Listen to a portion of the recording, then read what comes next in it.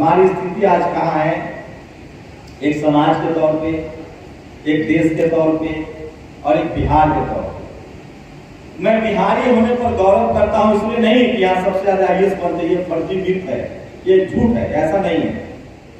इस देश में सरकारी स्कूलों को, सरकारी कॉलेजों को इसलिए बर्बाद किया जा रहा है क्योंकि कुछ लोगों को पता है कि देश का 97% आबादी के बच्चे अब स्कूल कॉलेज पहुंचने लगे। देश का 97% लोग दूध कौन निकालता है, भैंस कौन चराता है, खेत कौन जोतता है, बिल्डिंगें कौन बनाता है, सड़कें कौन बनाता है, बैंक का क्लर्क कौन है। इस देश के बहुजन समाज के लोग, किसान जातियों के लोग जो हैं, हम सब कुछ करते हैं। रिजर्वेशन आया, पढ़ने लिखने का अधिकार मिला, तो वैज्ञानिक भी है। हम लोग एक काम नहीं जानते हैं, जीप चलाना। जो आदमी आपको चपरासी नहीं बनने देना चाहता, जो आपके रिजर्वेशन का विरोध करता है, वो आपको चीफ मिनिस्टर बनने देगा। और ये सब कल्चरल हेजेमनी की वजह से।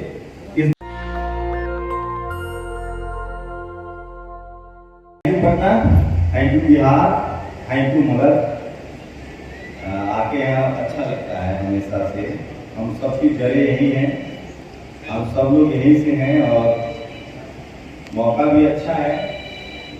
प्रेरणा कोचिंग जो लोग भी चला रहे हैं, निःशुल्क लिखा हुआ है, ये अद्भुत काम है। जो लोग भी चला रहे हैं उसके लिए कौन चला रहे हैं प्रेरणा कोचिंग? सब लोग, क्योंकि ये सारे लोग, मतलब आप लोग अपने पैकेट का पैसा दे रहे हैं।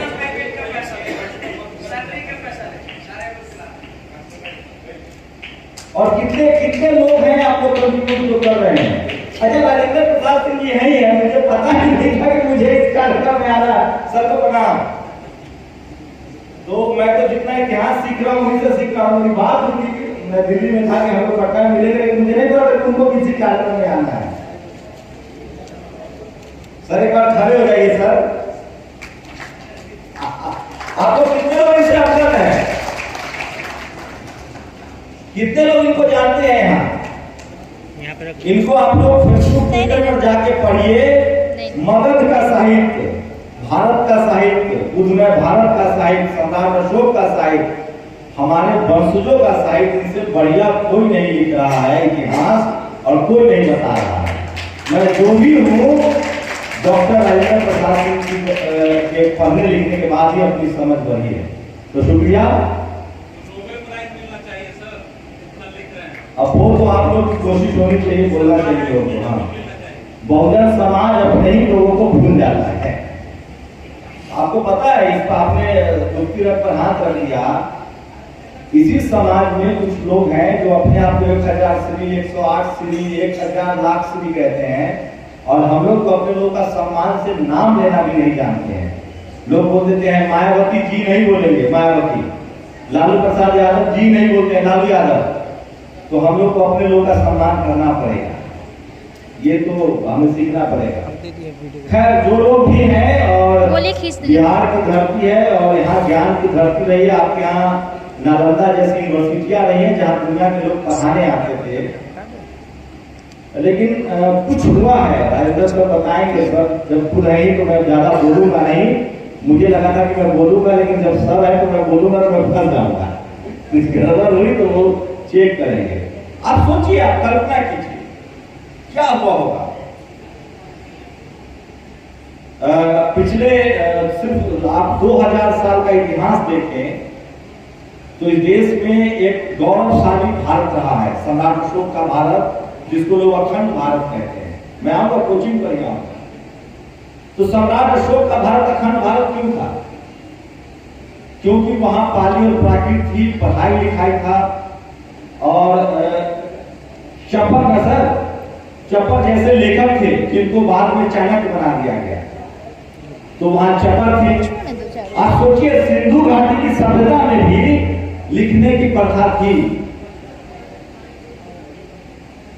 लेकिन कुछ लोगों ने आपके मगध सम्राट, पूरी दुनिया में 3 सभ्यताएं हैं, मेसोपोटामिया, मोहनजोदड़ो, हड़प्पा।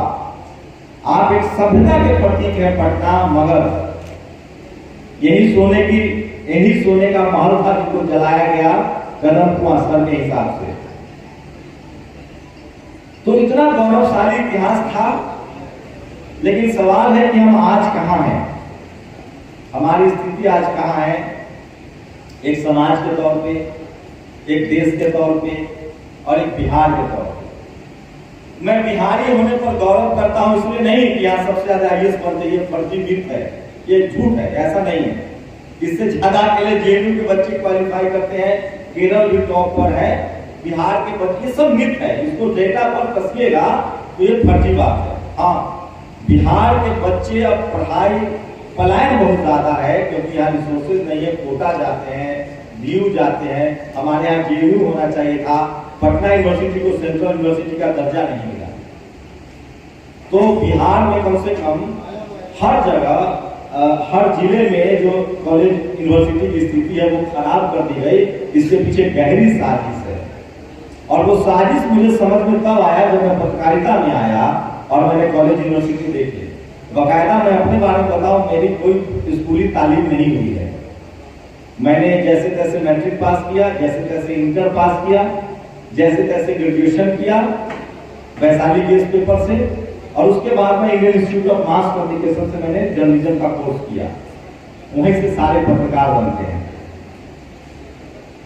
चाहे दीपक चौरसिया हो या फलान सुधीर हो, सब लोग वहीं से हैं। लेकिन सवाल है कि ये सब स्थिति जानबूझ के की गई।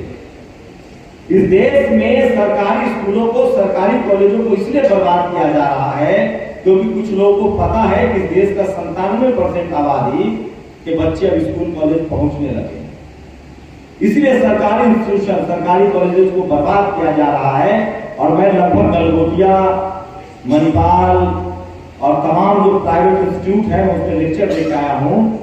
इस देश का 90% आबादी की हैसियत नहीं है कि अपने बच्चों को इस प्राइवेट इंस्टीट्यूट में ग्रेजुएशन करवा ले, नहीं है।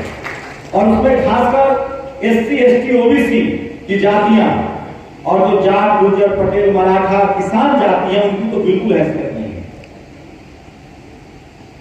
कि वो अपने बच्चे को बढ़िया तालीम दे सके उन स्कूलों में, क्योंकि वहां फी है कितना ज्यादा है। और अब सोचिए विडंबना, आज जिनके बच्चे प्राइवेट स्कूल में पढ़ रहे हैं, क्रिश्चियन स्कूल में पढ़ रहे हैं, उनके बच्चे बाद में सरकारी इंस्टीट्यूशन का मजा लेंगे, लाइक आईआईटी, आईआईएम, आईआईएमसी,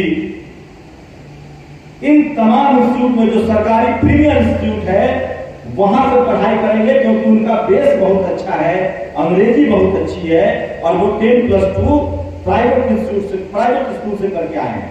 लेकिन मेरी तरह जो बच्चा चरवाहा विद्यालय होते हुए हाई स्कूल, मिडिल स्कूल और किसी अदना सा कॉलेज में जाके ग्रेजुएशन करके आया है, यकीन मानिए वो आज तमिलनाडु जाके कपड़ा की फैक्ट्री में काम करेगा, या वो मजदूर हो जाएगा, या फिर वो जो हमारे लोग हैं आज देश के 97-80%, 90% को सब्जी चलाइए, ठेला चलाइए, रिक्शा चलाइए, या ज्यादा से ज्यादा गैंगमैन बनिए।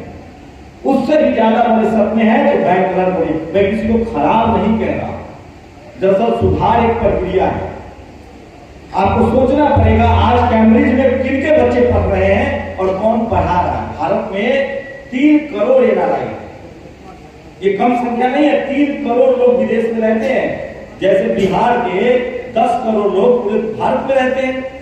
हमारी आबादी 12-15-16 करोड़, कितनी आबादी है सर? 12-15 करोड़।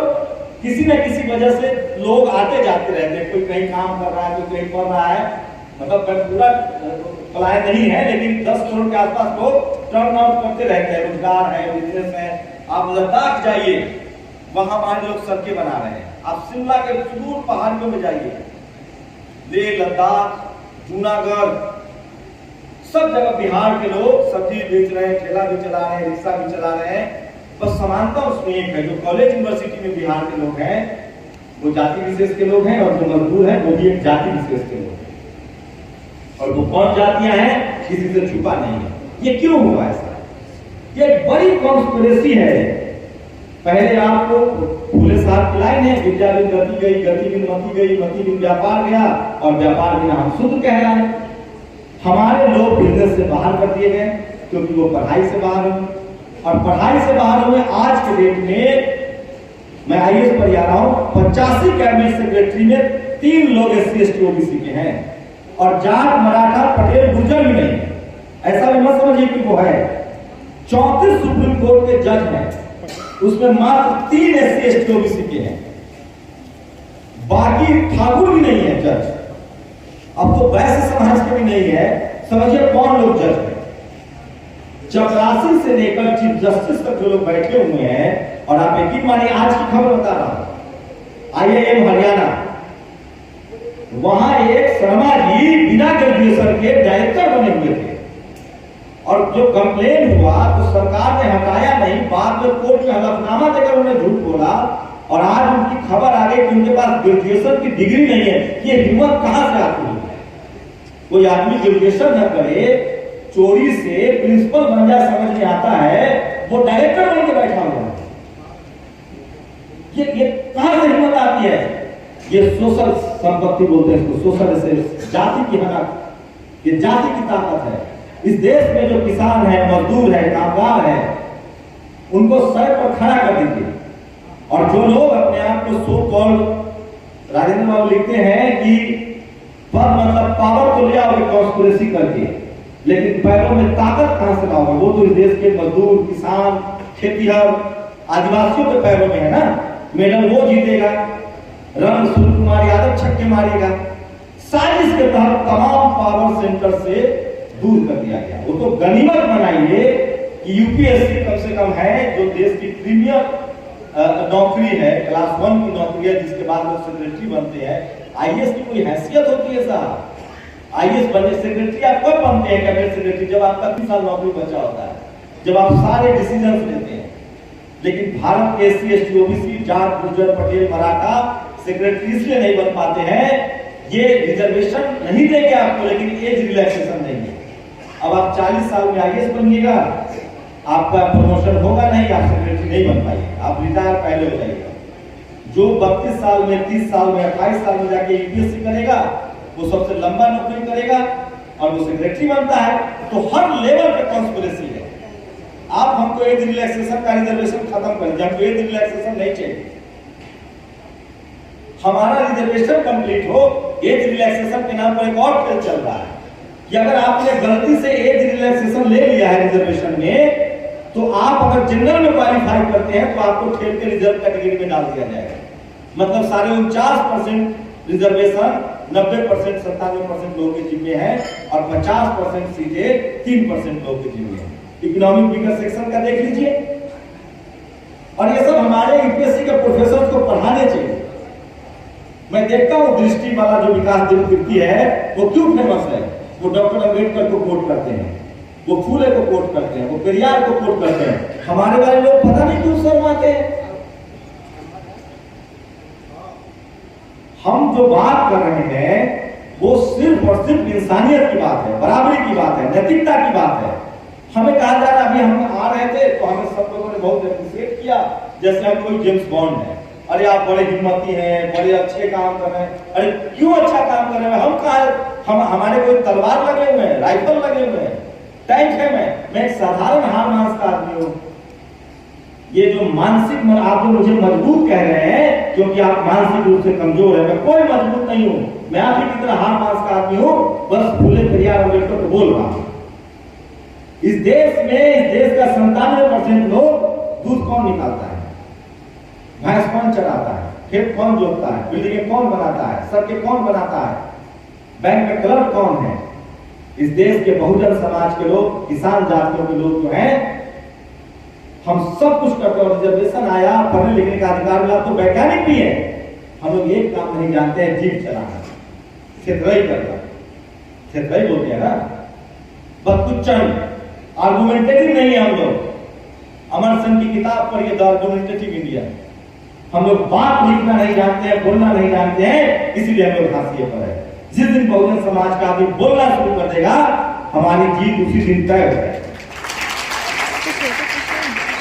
लिखते हैं कि जब भैंस पालते हैं, भैंस का दूध निकालना चाहते हैं, लेकिन हमारा बच्चा दूध नहीं खाता है, गाय का दूध निकालना नहीं खाता है, तो यहाँ बार पर बैठ के आता है, हमारा दूध खरीद के ले जाता है। उसका बच्चा शार्प होगा। ये जो हमें पिछले 2000 साल की जो हम गुलामी काट रहे हैं ना, ये कल्चरल जो हेजेमनी है, जो सांस्कृतिक गुलामी है, जब तक हम उससे नहीं निकलेंगे, यकीन मानिए पूरी दुनिया का रिवॉल्यूशन में पढ़ रहा हूं, काउंटर रिवॉल्यूशन पढ़ रहा हूं। जब तक आप लोग कल्चरल हेजेमनी से नहीं निकलिएगा, आप सोचिए, मेरे गांव की बात बता रहा हूं, 2 दिन पहले की बात, 25 लाख के बजट में एक धार्मिक आयोजन हुआ। मैं उसको कर्मकांडी आयोजन कहता हूं, जिससे पॉल्यूशन बढ़ता है। आपको पता है मेरे गांव में एक डॉक्टर नहीं है एमबीबीएस आज तक। एक हुए थे पहले, रिटायर हो गए। एक इंजीनियर नहीं है आईआईटी का, एक प्रोफेसर नहीं है। जिस पंचायत से मैं आता हूं लगभग 50,000 आबादी होगी, न डॉक्टर, न इंजीनियर, न बिजनेसमैन। एक लड़का त्रिपुर में थोड़ा सा हल्का फुल्का 10 करोड़ का टर्नओवर वाला बिजनेसमैन बना है। बाकी मेरे बैच के लोग कोई गैंगमैन है, कोई एक दो लोग बैंक के क्लर्क हैं। उस गांव में 25 लाख रुपए से एक मसाले की फैक्ट्री डाली जा सकती है। आप हंस के टाल नहीं सकते हैं कि कल्चरल हेजेमनी की वजह से हम लोग आर्थिक नुकसान में हैं। हमारी पूरी पीढ़ी, हमारा बाप, हमारा भाई इस दबाव में जीता है कि 50 लाख 25 लाख जमा करके बहन की शादी करनी है। क्या हम उस पैसे से अपनी बहन बेटियों को एजेंसी खोल के नहीं दे सकते हैं, बिजनेस वूमेन नहीं बना सकते हैं, कॉर्पोरेट में नहीं दे सकते हैं? वो अपनी मर्जी से शादी कर लेगी। मेरी अपनी भांजी थी, मेरे बहनोई गाड़ी चलाते हैं, अब वो उनके पास अपनी गाड़ी है, पहले वो ड्राइवर थे, उनकी 2 बेटियां थी। मेरे ऊपर दबाव डाला गया कि तुम्हारी पैरवी है, पहुंच है, एक लड़का ढूंढो। मैंने कहा कि एक चौबन्नी खर्चा नहीं करूंगा, अगर पढ़ाएंगे लिखाएंगे तो मदद करूंगा, शादी ब्याह में एक चौबन्नी खर्चा नहीं करूंगा। तो लड़की आज बिहार पुलिस में दरोगा है, उसका पति दरोगा है। ये मैं कहानी बता रहा हूं। इस तरह से लोग मार रहे हैं बच्चों को, पढ़ाई करने के लिए नहीं भेज रहे हैं।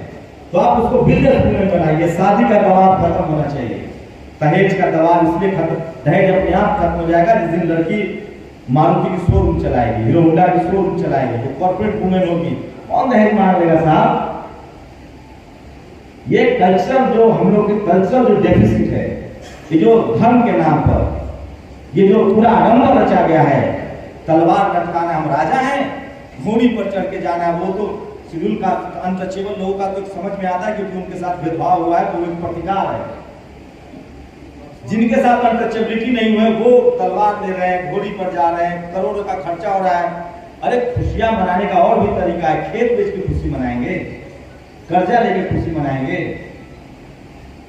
ये सब कल्चरल डेफिसिट से आपको निकलना पड़ेगा और तब हमारे बच्चे आईएएस बनेंगे, तब बीपीएससी में क्वालिफाई करेंगे और हमें अपने बच्चों को कैम्ब्रिज, ऑक्सफोर्ड, कोलंबिया, अब नौकरी से बात नहीं बनेगी, आपको पत्रकार बनाना पड़ेगा, आपको हिस्टोरियन बनाना पड़ेगा, आपको बड़े वकील बनाना पड़ेगा। नहीं तो ये लड़ाई आप लोग नहीं जीत पाएंगे। आपका 3 बार का मुख्यमंत्री भी जेल खट के आता है, क्यों? क्योंकि उसका समाज उसके साथ नहीं खड़ा है। वो जिस कम्युनिटी के लिए लड़ा वो कम्युनिटी नहीं उसके साथ खड़ा। देखिए क्या हो रहा है, राहुल गांधी, सोनिया गांधी को नोटिस आया, उसकी पूरी पार्टी खड़ी हो गई। सिसोदिया को जेल में डाला गया, उसकी पूरी पार्टी खड़ी हो गई, क्योंकि वो जागरूक समाज है। और यकीन मानिए आप लोग, इस देश में लाइनें खींची हुई है, आप नहीं मिटा सकते हैं। ये 2000 साल से चल रहा है भेदभाव, छुआछूत। जो आदमी आपको चपरासी नहीं बनने देना चाहता है, जो आपके रिजर्वेशन का विरोध करता है, वो आपको चीफ मिनिस्टर बनने देगा। और ये सब कल्चरल हेजेमनी की वजह से इस देश में हिंदू शब्द 1920 के बाद आया। किसी भी धार्मिक ग्रंथ में, गीता हो, वेद हो, पुराण हो, उपनिषद हो, रामचरितमानस हो, उसमें हिंदू शब्द नहीं लिखा हुआ है। उसमें ब्राह्मण, क्षत्रिय, वैश्य, शूद्र इतना लिखा हुआ, छूत भी नहीं है उसमें। ब्राह्मण, क्षत्रिय, वैश्य और शूद्र। आप लोग तय कीजिए शूद्र कौन है? और शूद्रों को न पढ़ने का अधिकार है, बहुतों का मन दुखी हो जाएगा।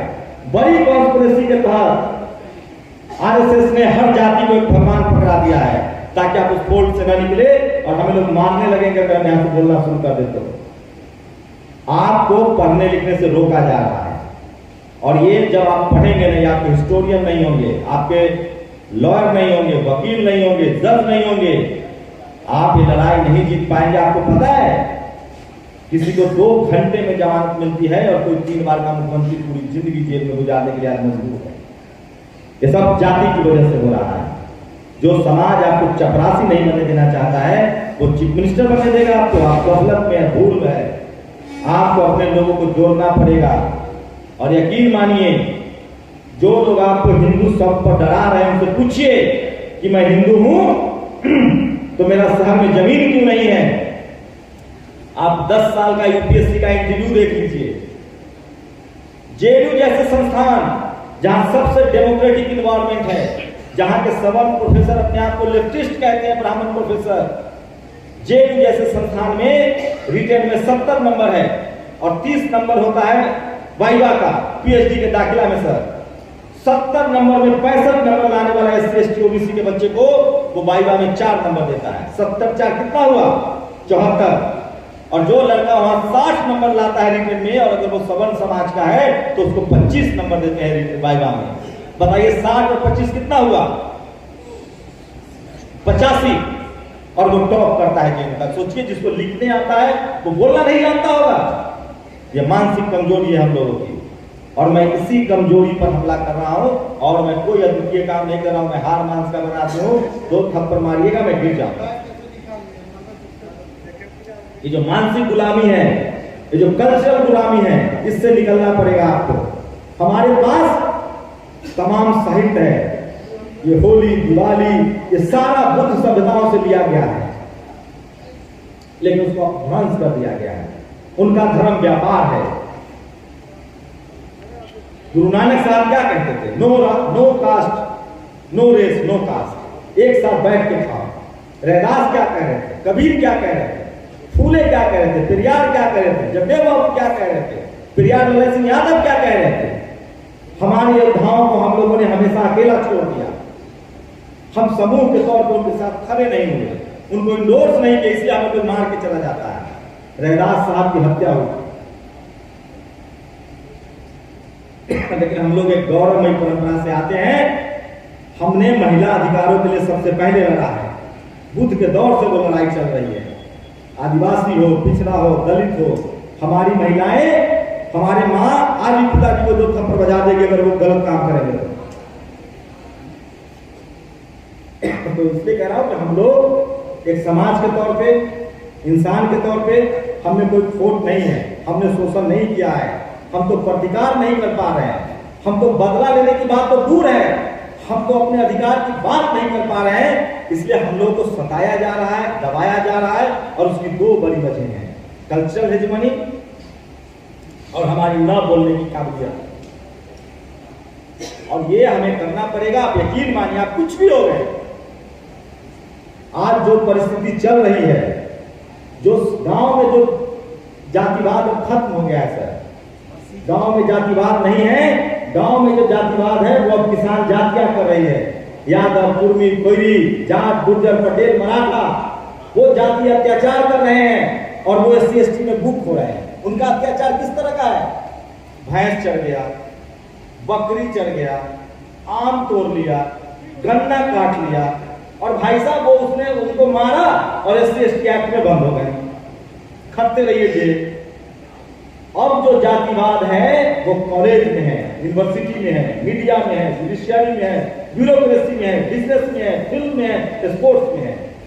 वहां देखता नहीं है वो जातिवाद करने वाला कि यादव है, कुर्मी है, कोयरी है, हिंदू है। वो जाति देखता है आपका। अच्छा, एससी है, एसटी है, ओबीसी है, माइनॉरिटी है, जाट है, गुर्जर है, पटेल है, मराठा है, नंबर काट लो इसका। इसको रिपोर्टिंग की नौकरी नहीं मिलेगी। पावर सेंटर्स जहां से पैसे आ रहे हैं, सूर्य कुमार यादव को 10 साल तक खेलने नहीं दिया गया। उसका रिकॉर्ड देखिए क्लास 1 फर्स्ट क्लास क्रिकेट में। एक पारी में वो बंदा फ्लॉप हुआ, टेस्ट से बाहर है। इस देश में हर किसी की बात को जाति की नजर से देखिए, आपको दूध का दूध और पानी का पानी हो जाएगा। ये कृषि प्रधान देश नहीं है, ये जाति प्रधान देश है। और जब तक आपके बच्चे नहीं समझेंगे, पढ़ाई लिखाई सब जगह आपको सिलेक्टिव होना पड़ेगा। यूपीएससी का 4 साल 5 साल का आंकड़ा देखिए, जाति की वजह से लोगों के नंबर कम दिए जाते हैं इंटरव्यू में और उनको ठेल दिया जाता है। एक तो नई तरह की चोरी है यूपीएससी में, शायद लोगों को पता होगा, वो रिजल्ट 70, 80, 85 रिजल्ट हर बार रोक लेते हैं और कहते हैं इसको बाद में जारी करेंगे। और जितने SC ST OBC के लोग जनरल में क्वालिफाई करते हैं उन पर दबाव बनाते हैं कि आप रिजर्व कोटा में जाएंगे तो आपको IAS मिलेगा, IFS मिलेगा, अगर आप रिजर्व कोटा में जनरल में जाएंगे तो आपको IRS मिलेगा। इस तरह की महीन जातिवाद चल रहा है, इसको हम लोग महीन जातिवाद कहना चाहते हैं। देखिए, दो लाइनें हैं, जो SC ST OBC माइनॉरिटी के लोग जाट, गुर्जर, पटेल, मराठा पढ़ेगा वो जातिवाद के खिलाफ लड़ेगा, और जो जातिवादी हैं वो जितना पढ़ेगा उतना महीन जातिवाद करेगा। सोचिए, सिएटल में कानून बनाया जातिवाद के खिलाफ, ये लोग बक्सा में बंद करके गंगा जल, अचार और जाति लेके जा रहा है, अमेरिका जा रहा है।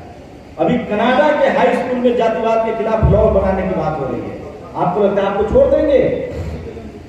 इसलिए इस देश में नैतिक जिम्मेदारी है किसान जातियों की कि वो शोषित, वंचित और पीड़ित के खिलाफ खड़ा हो, पक्ष में खड़ा हो और अन्याय के खिलाफ खड़ा हो।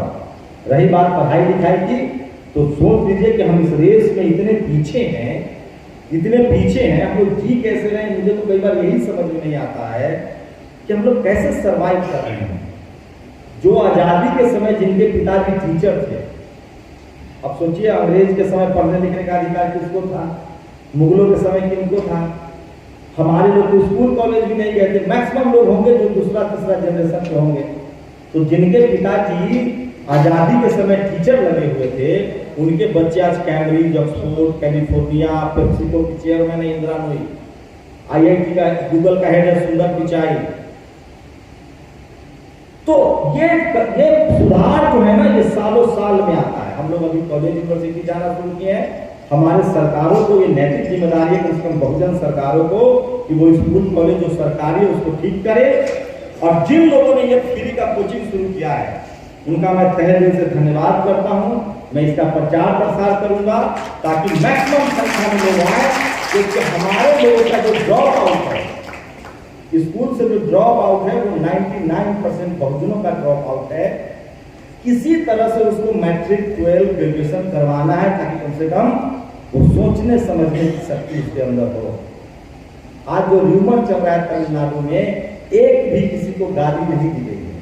सारे जो ब्राह्मण टोली के पत्रकार हैं, ब्राह्मण कहने में कोई गुरेज तो नहीं है ना, सब लोग अपनी जाति बोलते हैं, हम यादव हो, ये सारे पत्रकार ब्राह्मण टोली के जो हैं ये सब झूठ बोल रहे हैं। इनकी कोशिश है कि स्टालिन जिस तरह से पॉपुलर हो रहा है, अखिलेश यादव, तेजस्वी यादव, उत्तर भारत से जिस तरह से कनेक्शन हो रहा है, उसको काटा जाए। आपके बच्चों को राजनीति भी समझानी पड़ेगी साथ साथ, क्योंकि इस देश में हमें जो भी मिला है वो डेमोक्रेटिक सिस्टम से मिला है, और ये पढ़ाई है यूपीएससी के सिलेबस में। तो जिन लोगों ने मुझे बुलाया बहुत बहुत शुक्रिया, और जो लोग ये कोचिंग चला रहे हैं मैं इसको इंडोर्स करूंगा, फ्री ऑफ कॉस्ट मैं इसके स्टोरीज बनाऊंगा, इसको इंडोर्स करूंगा। बस एक गुजारिश है आप लोगों से कि जो लोग आर्थिक रूप से, सामाजिक रूप से सबल हैं, वो उन लोगों का हाथ थामिए जो इस रेस में पीछे छूट रहे हैं। और वो इसलिए पीछे छूट गए हैं क्योंकि उनको जाति की वजह से प्रताड़ित किया गया है।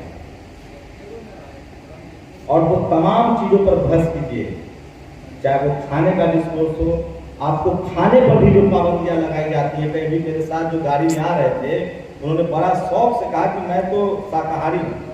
मैंने कहा बाय बर्थ है या बाय चॉइस है? तो नहीं, बाय बर्थ है। बाय बर्थ शाकाहारी वो होता है जो धार्मिक कर्मकांडों की वजह से, पूर्वाग्रह की वजह से कभी टेस्ट ही नहीं किया। आप बाय चॉइस शाकाहारी हो जाइए। दुनिया भर में लोग अपना फूड स्टाइल चेंज करते हैं, लेकिन आप देखिए तो, चखिए तो, धार्मिक वजहों से मत भी। आपके बच्चों के लिए प्रोटीन जरूरी है, उसके मानसिक विकास के लिए सालमन फिश जरूरी है जो हम नहीं अफोर्ड कर सकते हैं।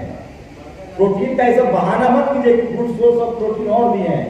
ये सब कुछ आपका तय किया गया, नाम तय किया गया है आपका मनुस्मृति के हिसाब से। आपका नाम ढोलवा होगा, मंगरू होगा, मेरा नाम घोंगला था। अरे इमेजिन, एक आदमी का कॉन्फिडेंस लेवल कहां चला जाएगा? सब विस्तार से बताएंगे।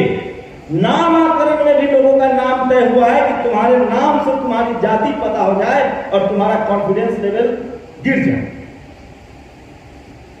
तो खाना पीना, नाम, कपड़ा, मिहिर भोज कह रहे थे सर, मिहिर भोज जिसको ये लोग साइंटिस्ट कहता है, उसमें लिखा है कि ब्राह्मण का घर 5 कमरों का होना चाहिए और ठाकुरों का घर 4 कमरे का होना चाहिए, वैश्यों का घर 3 कमरे का होना चाहिए और शूद्रों का घर 1 कमरे का होना चाहिए।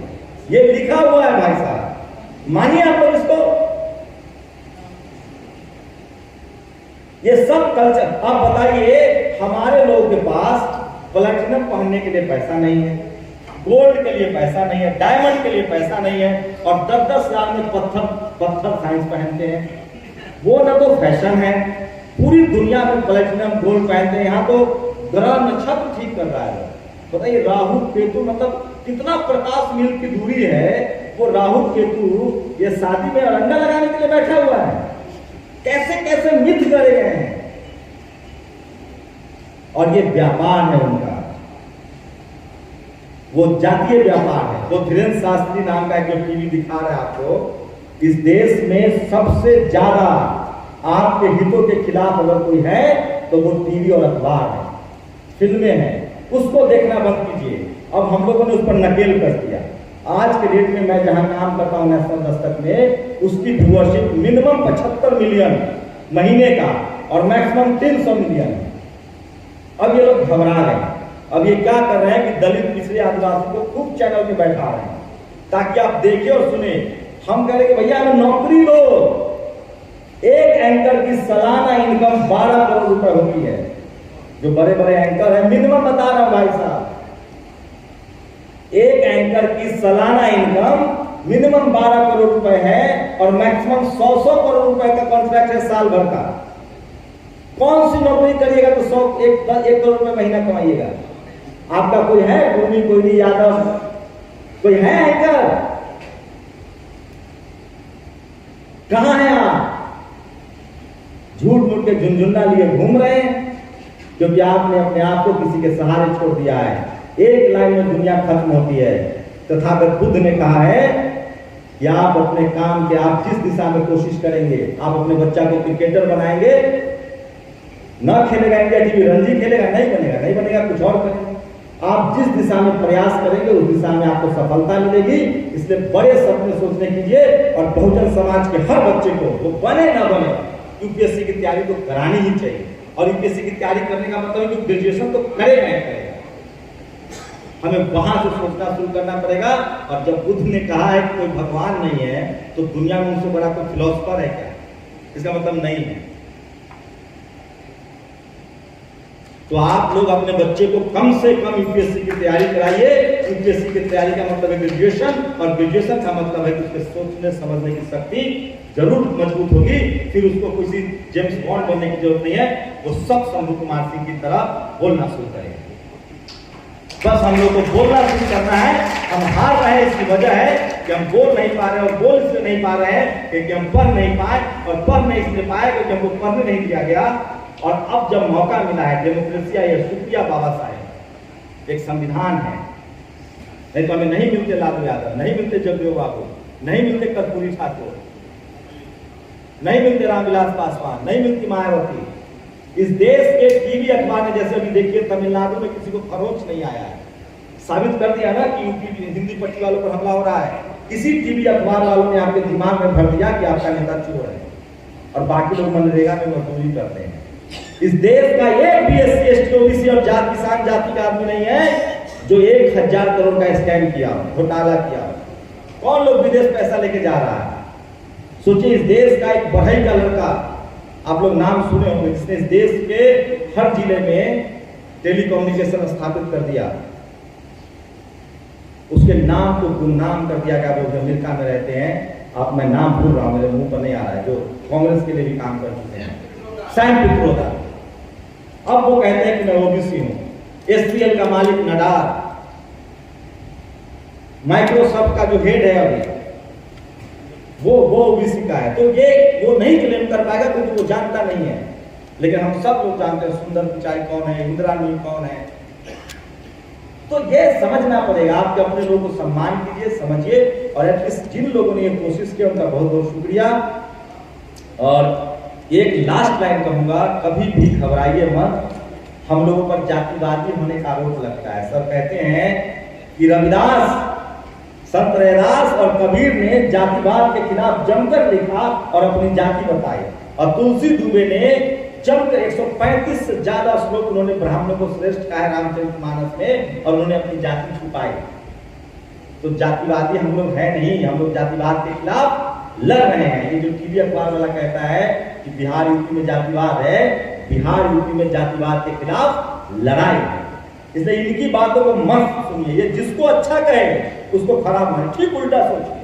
चौधरी चरण सिंह कहते थे कि जब टीवी अखबार वाला हमको अच्छा कहे तो मानना कि मैं तुम्हारे लिए खराब हूं। इसलिए देश में अगर किसी का बहिष्कार करना है तो वो इस देश की मीडिया का बहिष्कार कीजिए, तब तक जब तक उसमें डाइवर्सिटी ना आ जाए, हर जाति, हर धर्म, हर समूह के लोगों का एंकर ना हो, जैसे CNN में है, BBC में है। तब तक आप उस पर भरोसा मत कीजिए। और मीडिया में वो ताकत होती है जो दोषी को निर्दोष और निर्दोष को दोषी साबित कर दे, और आपके सामने एग्जाम्पल है लालू यादव। इसलिए मैं कह रहा हूं हमारे लोगों को पढ़ाई ही एकमात्र रास्ता है, और जब वो पढ़ाई करेंगे तो वो बिजनेस की तरफ भी बढ़ेंगे। और अब दुनिया बदल रही है। मैं इन तमाम लोगों से गुजारिश करता हूं कि अपने बच्चों को मोबाइल दीजिए, उसको वॉच कीजिए, और कम से कम 1 घंटा वो ब्लॉग बनाए, यूट्यूब पर जाए, आर्टिफिशियल साइंस पढ़े, जीपी चैट पढ़े, नए टेक्नोलॉजी से अपने बच्चों को हिम्मत रोकिए। बहुत जरूरी है। वो तरीका बदल गया है। पहले बैलगाड़ी थी, फिर ट्रेन आई, फिर हवाई जहाज आया। तो टेक्नोलॉजी के साथ आपको चलना पड़ेगा, और हम सब लोगों को टेक्निकल साउंड होना पड़ेगा। मैं इसलिए कह रहा हूँ कि मेरे चैनल पर मेरा हिट हो रहा है, मेरा नुकसान हो रहा है। मेरे चैनल पर 3 लाख रोज लोग नए आते हैं, और 4 मिलियन लोग पुराने आते हैं, और 3 लाख लोग नए आते हैं, और सब्सक्राइबर बढ़ता है 3000। इसका मतलब वो टेक्निकल साउंड नहीं है। अब सोचिए अगर 3 लाख में से 1 लाख रोज हमें रोज सब्सक्राइब करने लगे तो नेशनल दस्तक दुनिया का सबसे बड़ा चैनल है, क्योंकि हमारी आबादी ज्यादा है। हम 100 करोड़ की आबादी वाले देश हैं। हम हार ही नहीं सकते हैं। बाबा साहब ने जो स्ट्रक्चर बनाया है, जिसकी जितनी संख्या वाली उसकी उतनी भागीदारी है।